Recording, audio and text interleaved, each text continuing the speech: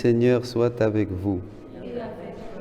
Lecture de l'Évangile de Jésus-Christ selon saint Matthieu. En ce temps-là, Jésus vit en passant un homme du nom de Matthieu, assis à son bureau de collecteur d'impôts. Il lui dit « Suis-moi ». L'homme se leva et le suivit. Comme Jésus était à table à la maison, voici que beaucoup de publicains, c'est-à-dire des collecteurs d'impôts, et beaucoup de pécheurs, vinrent prendre place avec lui et ses disciples. Voyant cela, les pharisiens disaient à ses disciples, « Pourquoi votre maître mange-t-il avec les publicains et les pécheurs ?» Jésus, qui avait entendu, déclara, « Ce ne sont pas les gens bien portants qui ont besoin du médecin, mais les malades. Allez apprendre ce que signifie « Je veux la miséricorde et non le sacrifice ». En effet, je ne suis pas venu appeler les justes, mais les pécheurs. Acclamons la parole de Dieu.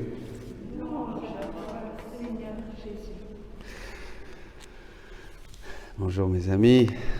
Bien cet évangile de Matthieu, l'appel de Lévi, Matthieu,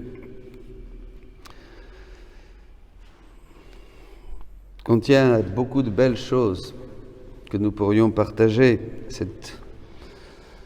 Cette venue de Jésus, surtout pour les pauvres, les petits, les malades, les pécheurs, cette miséricorde de son cœur qu'il veut nous donner, que les pharisiens ne comprennent pas, puisqu'ils sont fermés dans leurs idées, leur propre justice.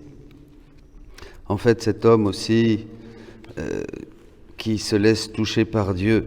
Je voudrais attirer votre attention sur cette rapidité, cette obéissance à l'appel du Christ. Il lui dit « Suis-moi », l'homme se leva et le suivit.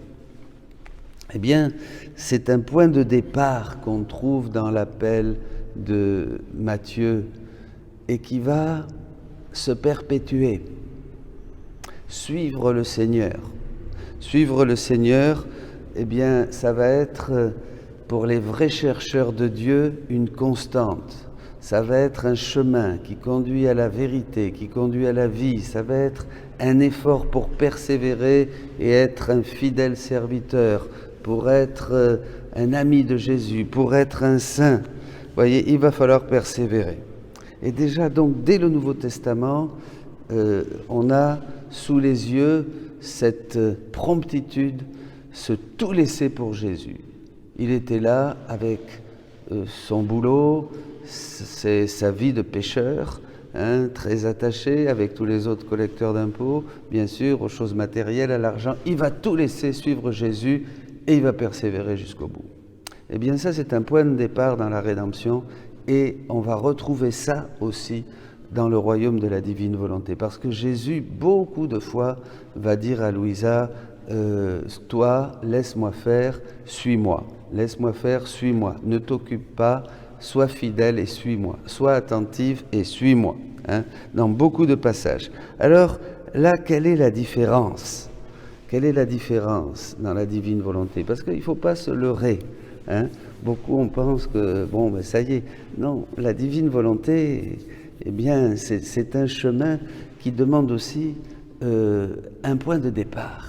Bien, ce point de départ, bien sûr, ça va être de donner notre volonté à Dieu, de la donner, de la redonner et de ne plus retourner en arrière. On ne peut plus retourner en arrière. Jésus dit dans l'Évangile, nul qui met la main à la charrue et qui regarde en arrière n'est bien disposé pour le royaume de Dieu. Luc 9, 62. Pour bien se disposer pour ce royaume de Dieu qui nous est donné, il ne faudra plus regarder en arrière.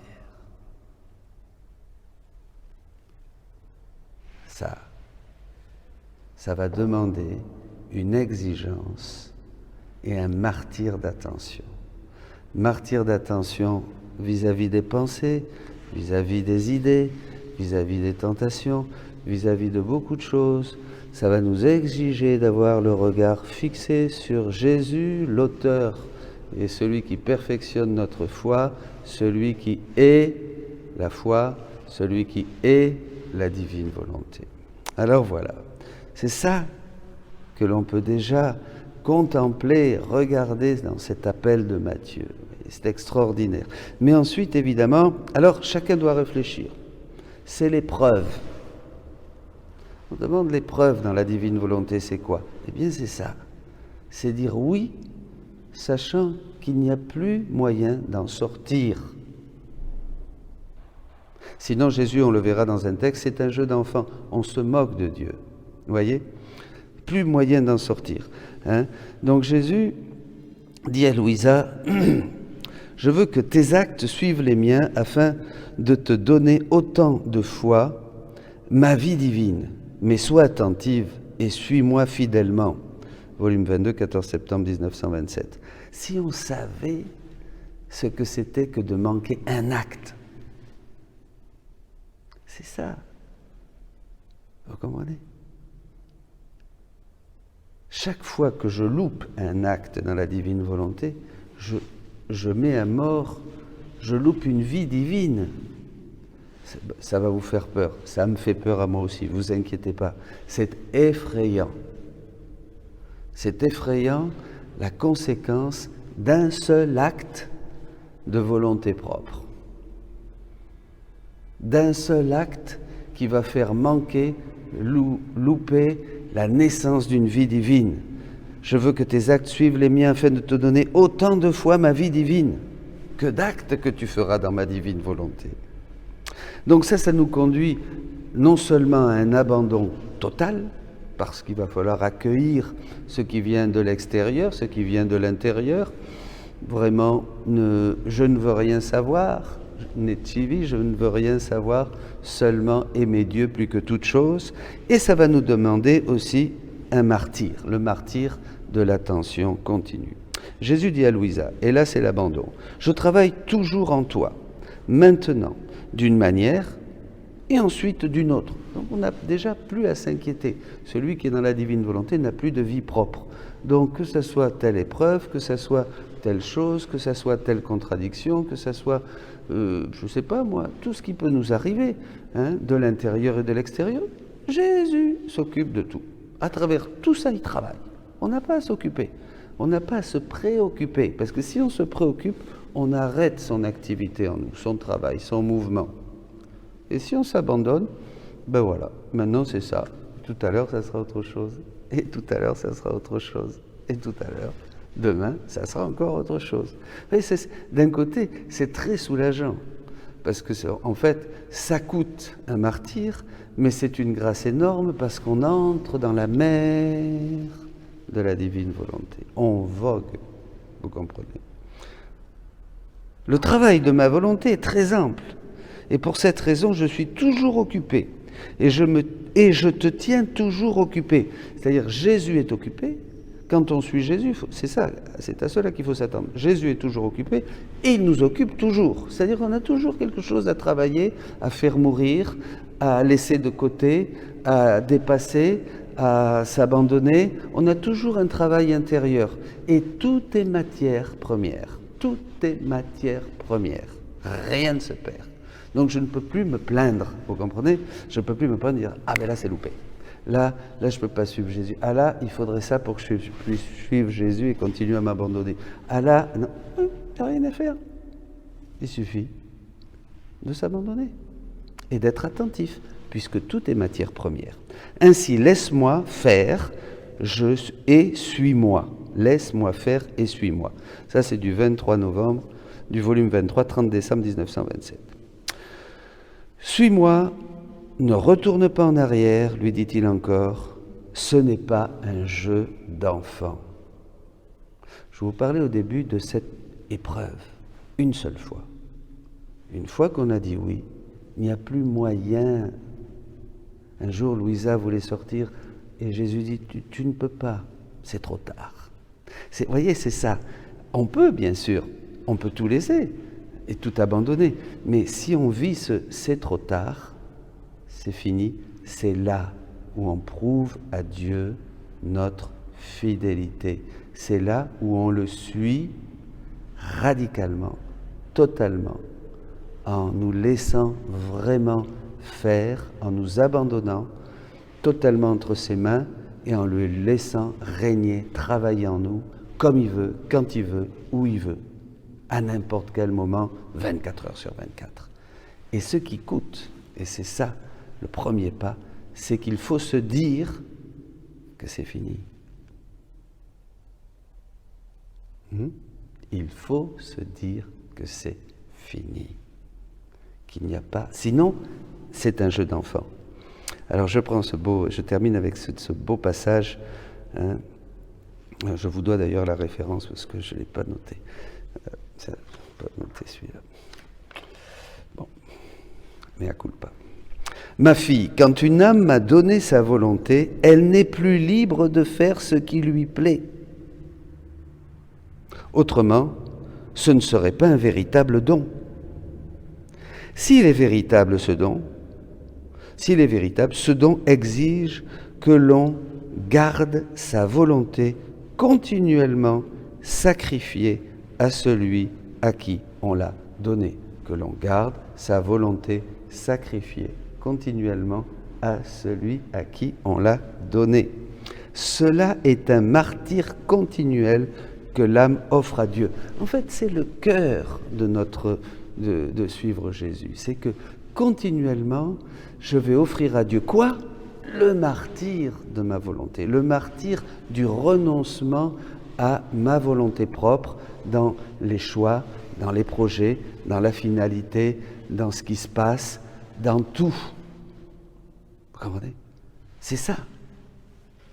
Et c'est ça qui est très beau. Et c'est là, même si on est misérable. Louisa disait à un moment, mais j'en peux plus, je suis misérable, je ne suis même pas charitable avec les autres, etc., etc. C'est pas grave. C'est pas grave si on a toujours à cœur de maintenir ce choix, de maintenir cette décision d'abandon et de martyre continuel de notre volonté propre pour rester fidèle à notre Jésus parce que nous l'aimons. L'amour, bien sûr, parce que nous l'aimons. Voyez. Et alors là, eh bien, le joug va devenir beaucoup plus facile et le fardeau beaucoup plus léger. Évidemment. Parce que le bon Dieu s'occupe de tout. Alors il rajoute après, que dirais-tu d'un martyr qui aujourd'hui s'offre pour souffrir n'importe quoi et demain se retire ?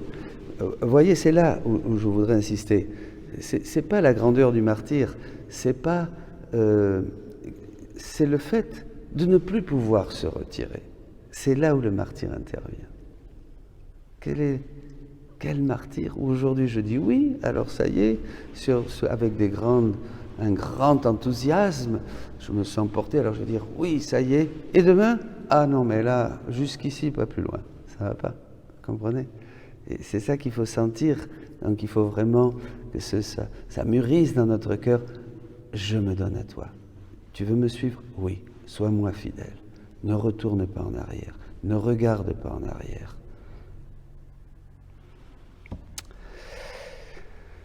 Et se retire. Tu dirais qu'il n'y a pas de véritable disposition au martyr, et qu'un jour ou l'autre, il reniera sa foi. Aussi, je dis à l'âme qui ne me laisse pas faire ce que je veux de sa volonté. L'âme qui ne me laisse pas faire ce que je veux de sa volonté, qui me donne sa volonté à un moment et la retire à un autre. Fille, tu n'es pas disposée à être martyr pour moi, parce que le véritable martyr demande la continuité. Vous voyez, on ne peut pas séparer. C'est ça qui fait la spécificité du martyr dans la divine volonté, c'est la continuité. La continuité.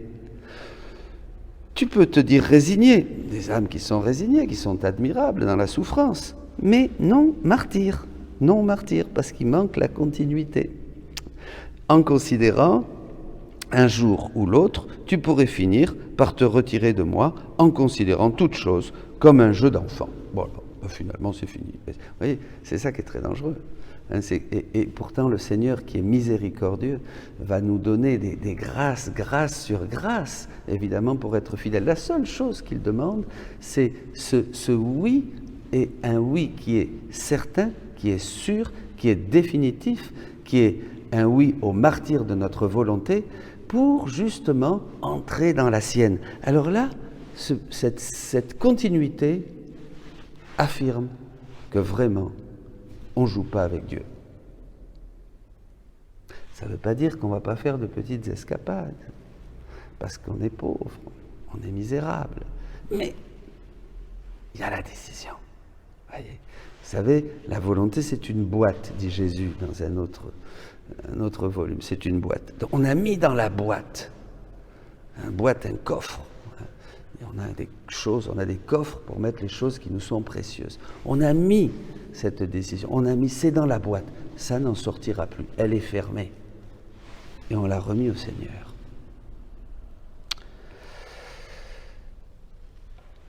Donc, sois attentive et laisse-moi la pleine liberté d'agir avec toi selon la façon qui me plaît le plus. La pleine liberté d'agir avec toi selon la façon qui me plaît le plus. Eh bien aujourd'hui, comme Matthieu déjà, tout au début, Jésus nous dit « Suis-moi, tu veux me suivre ?» Eh bien, levons-nous, suivons-le, et c'est définitif, jusque dans le royaume des cieux. Soyez bénis.